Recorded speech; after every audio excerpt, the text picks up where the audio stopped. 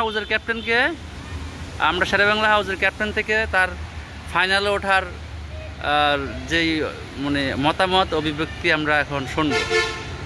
আমরা ফাইনালে উঠতে পেরেছি, তাই আমাদের অনেক ভালো লাগছে, কারণ আমরা গত 2টি ম্যাচে আমরা 2টি গোল করেছি এবং একটি হেরেছি।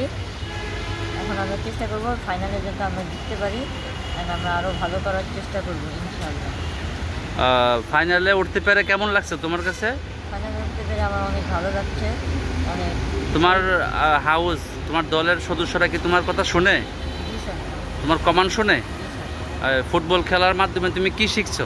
ফুটবল খেলার মাধ্যমে আমি শিখছি যে ফুটবল খেললে আমাদের শরীর সুস্থ, দেহ সুস্থ, মন সুস্থ থাকে, মন সুস্থ থাকে এবং আমরা অনেক এক্সাইটেড হয়ে আর ভবিষ্যতে ভালো করার চেষ্টা করবো। Okay, thank you Imran, thank you so much.